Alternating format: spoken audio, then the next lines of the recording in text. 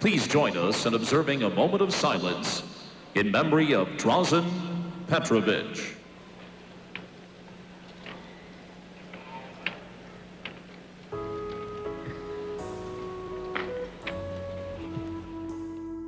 When we talk about Drazen Petrovic, we're talking about a guy that didn't even get an opportunity to shine in the NBA till he got traded. Players certainly have taken the road to the NBA that Drazen Petrovic took. Coming to the States from Yugoslavia, he served a lot of time on the Portland bench before finding a home with the Nets. Tonight in the first half, Petro has scored 10, he averages 23, and he leads the league in three-point percentage. I had a chance to talk with him before the tip tonight. Draz, every time I watch you play, I can't help but think back to the season and a half you spent with Portland, kind of wasting away on their bench. Did you ever feel this NBA thing just wasn't going to pan out for you? Yeah, I thought my first year with Portland was a learning experience, especially coming from Europe and learning the system, different culture. I didn't speak the English 100%, and it was a good experience for me. I didn't play a lot of minutes, and I knew when I got the chance, I'll do well. And for those of you that don't know, when Drazen Petrovic was playing overseas and he decided to come to the NBA, the Blazers picked him up. But due to the fact that players overseas, specifically Europe, has such a bad reputation in the NBA, they were considered to be slow, not very good, never really adapted to the NBA. Because of these things, when Drazen Petrovic came to the Blazers, they didn't really pay him much mind. And it has been said before that had that been any European player that wasn't named Drazen Petrovic, they would have went back to Europe, because Drazen Petrovic was very, very discouraged. Drazen Petrovic is considered to be the best European player of all time. The best European player of all time. Basically the Michael Jordan of Europe. All time? International player of all time? Yeah. Dirk. Petrovic. Petrovic. Oh. What do you like about that? Yeah. About Petrovic? Yeah. What do you make His ability to shoot the ball. And he was very athletic. Very athletic in his ability to shoot the ball. He wasn't afraid. He wasn't afraid of nothing. He wasn't afraid. He wasn't afraid of nothing. Like, he wasn't afraid of the moment. He wasn't afraid of anything. And, he was awesome.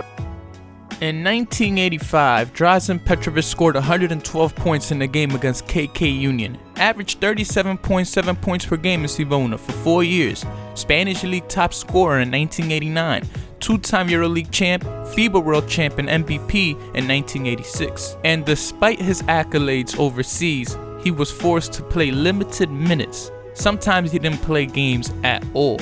And this man still stuck it through until he got traded. I don't know, I would have left myself at that point, because that's disrespectful.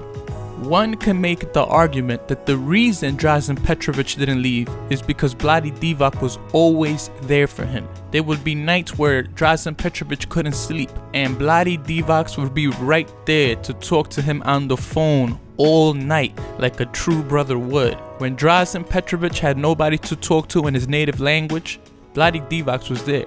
When Drazen Petrovic wanted to cry, Vlade Divac was there. When Drazen Petrovic didn't play a single minute, Vlade Divac was there. Vlade Divac was always there. But we'll get into Vlade Divac and Drazen Petrovic's relationship later. Now, despite this man Drazen Petrovic never playing and coming off the bench, Clyde Drexler noticed this man had heart. He said, "I really respected him because he worked very, very hard. Each and every day in practice, he would be the first guy to come and the last guy to leave the gym." Clyde Drexler knew that Petrovic was going to be special, despite him only averaging 4.4 points per game when he was in the Blazers. And it's interesting to note that Petrovic was averaging 4.4 points per game in Portland, but the minute he got traded to Jersey, he was averaging 12.6. Then the next season, 20.6. And then of course the season after that, 22.3 points per game in New Jersey. And then in the playoffs, when he was in Portland, he was averaging 6.1 points per game.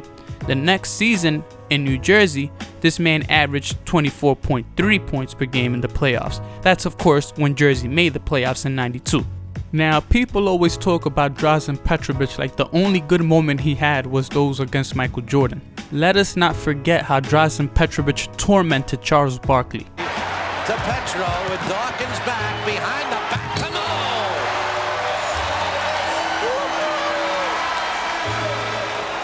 Where have you been?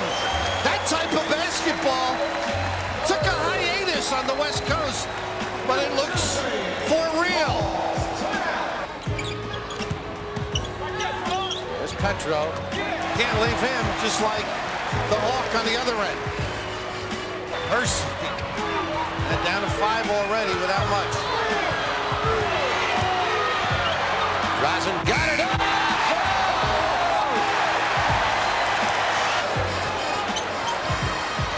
Petrovic. Oh! 26 for Drazen. Bada bing. Bada bing, baby! Well, that settles problems when you play like this. But Sir Charles wanted 3 right here and was bitter over it, upset with the officials. But when you're hot and on a tear, get it to the Croatian marvel.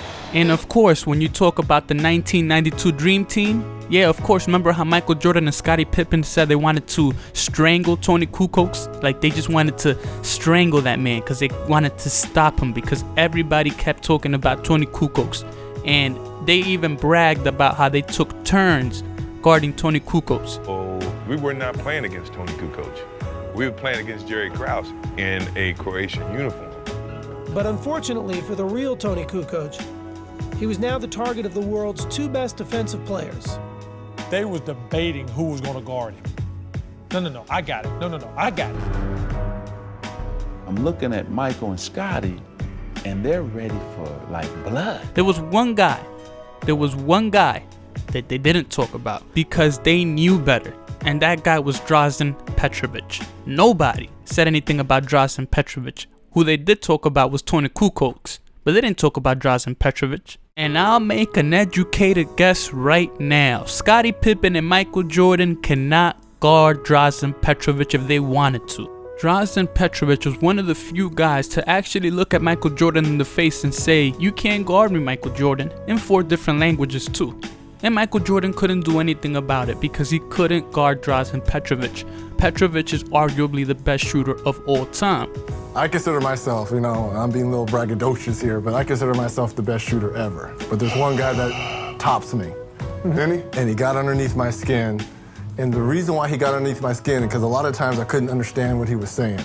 And it was the late, great Drazen Petrovic. Think about wanting to strangle someone? Yeah. Drazen Petrovic was my nemesis. I could not stand this guy, but to this day, I respect him because I think he is the best shooter I've ever seen in my life. Better than Ray Allen. The best shooter I've ever seen in my life. And of course, we all know what happens to players when they trash talk Michael Jordan. But Drazen Petrovic did it, and he feared no man. This is what Michael Jordan said in the passing of Drazen Petrovic. "It was a thrill to play against Drazen. Every time we competed, he competed with an aggressive attitude. He wasn't nervous. He came at me as hard as I came at him. So we've had some great battles in the past, and unfortunately, they were short battles." Now, of course, when you talk about the best European player of all time, people mention Dirk Nowitzki. And then you also talk about players today who are going to possibly be the future. But what we got to realize is, if it wasn't for Drazen Petrovic, what would the NBA be like today for the European landscape? Who knows, maybe not too good. You got to realize when Drazen Petrovic was playing in the NBA, when he first got there, they didn't even want to give him a chance because he was European. Think about that. They didn't want to give this talented man a chance because he was European. Petrovic was shooting in an era where it wasn't about shooting. It was about posting up, driving in. There weren't too many shooters in that era. Petrovic would fit in perfectly in this era. Drazen Petrovic isn't only remembered for his NBA career. This man is a worldwide international phenomenon. And I'm gonna end this video by talking about Drazen Petrovic and Vlade Divac's relationship. A spur-of-the-moment reaction 1 year earlier made me a hero in Serbia and a villain in Croatia. Any hope of saving my friendship with Drazen was gone. I used to be very close with Vlade Divac, and we used to talk almost every second day, but right now...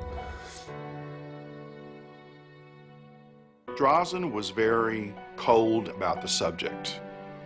I would ask him about the split up, and I said, you know, Vlade's sorry about this, and he goes, I don't think so. And, you know, Vlade wishes this would never happen. He said, I don't think so. We played so many championships together and were really good friends, but now it's so bad. I'm really feeling sad about that. Vlade was very emotional about it. He kept on saying that he wanted to be friends. He was sorry the relationship ended. He thought it was only because he was Serbian, and that was very disappointing to him. It wasn't time to blame each other. Draz is set in his ways, and I've seen a lot of peacemakers try to make peace between Vlade and Draz while I was around, and it never happened. Vlade tried, I know, but it just wasn't going to happen. Looking at this video, and for those of you that didn't know, the way Vlade Divac grabbed his flag and threw it on the floor, Vlade Divac asked for forgiveness time and time again, and Drazen Petrovic wouldn't forgive him. And unfortunately, Drazen Petrovic died without forgiving Vlade Divac.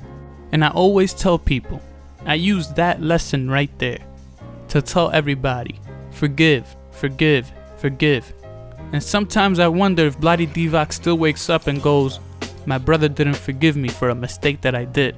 And guys, if there's something you should learn from this whole situation from Drazen Petrovic, is that forgive those who you care about the most. Because they could be here tomorrow and they'll be gone the next. In Drazen Petrovic's case, he was the one that was gone. And look at the damage that he did to Vlade Divac. Vlade Divac would call him and he wouldn't pick up. Vlade Divac tried multiple times to try to contact him, try to talk to him. He will always ignore him. And this should be a lesson.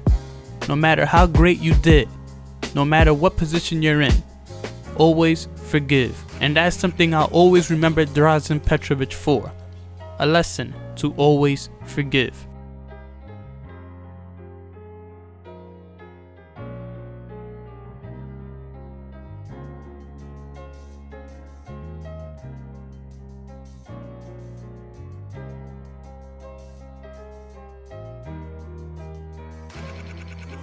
Pizza.